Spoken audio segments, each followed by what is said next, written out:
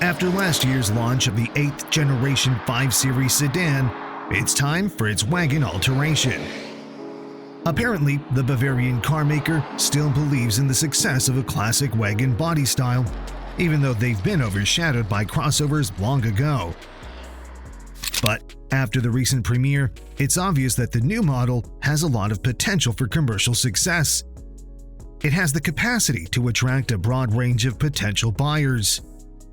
Super attractive design, practical interior, and a wide range of powertrain options, including all-electric variants, seem plenty enough reason to stay with us and take a closer look.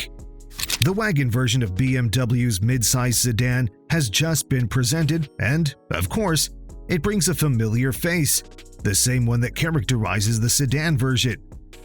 Compared to the previous generation, that's quite a departure, as the grille features a way more prominent design, larger and bolder. It's not oversized like in some BMWs, but rather normally sized, and that works perfectly in combination with slim LED headlights that are, once again, the same as in the sedan version. The difference becomes noticeable once you take a look from the side. The profile shows a significantly stretched roofline that promises plenty of interior space and functionality. But BMW designers cared a little bit about aesthetics too, so there's a bit of sloping line on this super long roof, which looks great in combination with that small roof spoiler. What's the same from the side, as in the case of the saloon, is the size of wheels. Base models start with 19-inch units and then get bigger and bigger as you go for more expensive variants. Then there's the rear end, which utilizes different taillights from the sedan. However, they still look pretty familiar, as they take a lot of inspiration from the 3 Series Touring. The overall shape is very similar, just like the inner design of LED lighting groups. The rear bumper also looks quite distinctive, especially in combination with that aggressive diffuser mounted down low. Just like the sedan, the wagon version also brings a notable size increase when compared to the previous generation. The wheelbase is longer, and the same goes for the total length, which exceeds the sedan version too. People buy SUVs and crossovers for their practicality, but that also means making a huge compromise. These vehicles sit very high from the ground, so it's obvious they can't be as engaging to drive as classic sedans. They may be comfortable and practical, but they're also heavy. They lean in corners and feature way worse aerodynamics. If we add to the fact that most SUV owners almost never go off the asphalt, it's pretty clear why a wagon like this has way more to offer. The new Series 5 Touring acts the same as the 5 Series sedan, meaning it offers the level of driving engagement you'll hardly find in any other family car. A low center of gravity, combined with advanced double wishbone suspension at the front and multi-link in the back, is the formula to success. Just like the sedan version, the Touring covers everything, from a smooth and relaxed ride to sharp handling and all the sportiness you could ask for. Inside, things also start with plenty of similarities with the new 5 Series sedan. Of course, we're talking about the dashboard design, which looks exactly the same.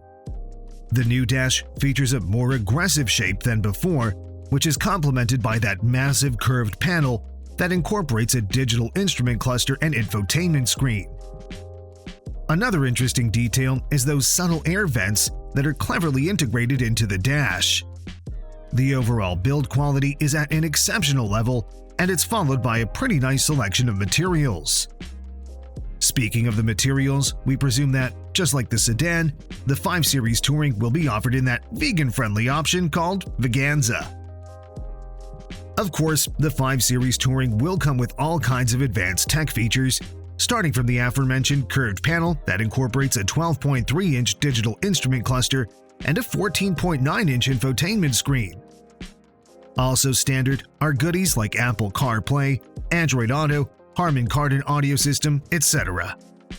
As for safety features, expect base models to come with goodies like automatic emergency braking, pedestrian detection, lane departure warning, lane keep assist, blind spot monitoring, and many more. The company's advanced highway assist, which provides a hands-free driving mode, will most likely remain reserved for higher trim levels. With a wheelbase of nearly 118 inches, it's obvious that there is plenty of space for adults. But that's something you already get from the sedan version. The thing about the wagon is in what's behind the rear seats, and as the new generation gets bigger in every dimension compared to its predecessor, it features a bigger cargo area as well. Now, you get 570 liters behind the second row, 10 more compared to the outgoing generation. When the rear seats are folded down, the total capacity goes up to 1,700 liters. These are quite respectable numbers, though not the best in this class. For comparison, the Mercedes-Benz E-Class Estate offers 45 liters more behind the rear seats and 130 liters more when it comes down to the overall cargo volume. The automotive world is going toward inevitable electrification, and the Bavarian carmaker decided for a multifaceted approach. Instead of designing an all-electric version of the 5 Series from scratch, BMW designers bring the new generation both with internal combustion engines and an all-electric setup. The all-electric version comes as the i5, and of course, the same iterations will be offered in the wagon iteration. Moreover, the all-electric version will come first, and it's already available to order. Just like in the sedan, there will be 2 configurations on offer. Base models, called the i5 eDrive 40, will come with a single electric motor on the rear end with a max output of 340 horsepower and 295 pound-feet of torque. The electric motor comes coupled with a single-speed automatic transmission as well as an 81 kilowatt-hour battery pack, which provides up to 348 miles of range. Those looking for a more capable dual-motor version may get the M60 version. That one puts out around 600 horsepower and 584 pound-feet of torque. However, it features the same 81 kilowatt-hour battery pack, so you may count on a slightly shorter range. According to the manufacturer, that would be up to 314 miles.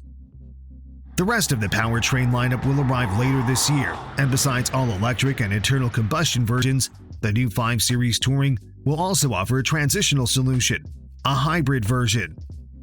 That model will combine a 2.0-liter Turbo 4 engine with a single electric motor for a combined output of 300 horsepower, which is enough to take this wagon from 0 to 60 in about 6.4 seconds. It looks like the new version of BMW's capable wagon won't be offered in many M-badged models. From what we know so far, the good old M550i xDrive won't be on offer anymore. Instead, the only way to get 8 cylinders will be to wait for the genuine M version, which is expected to get the plug-in hybrid setup based on the new S68 engine. Will it feature the same power figures as the XM, which is good for an impressive 738 horsepower?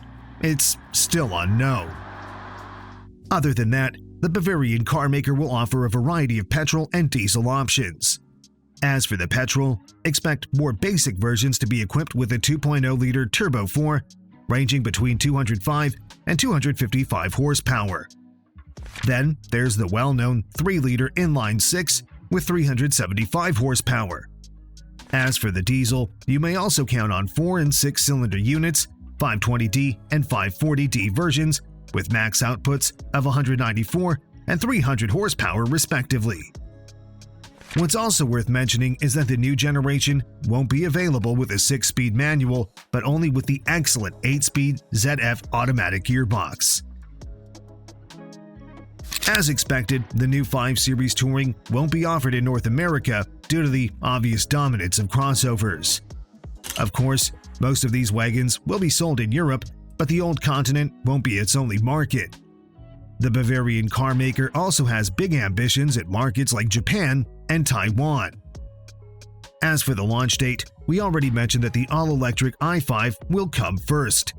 It's already available to order, though first deliveries are expected in May. The base i5 eDrive 40 will cost around £69,040, while the performance-oriented M60 starts at almost £99,090. When it comes to petrol and diesel versions, as well as the plug-in hybrid, we don't expect to see them before the second half of the year. What do you think of the new 2024 BMW 5 Series Touring? Let us know in the comments, and don't forget to subscribe. Thanks for watching, and see you next time.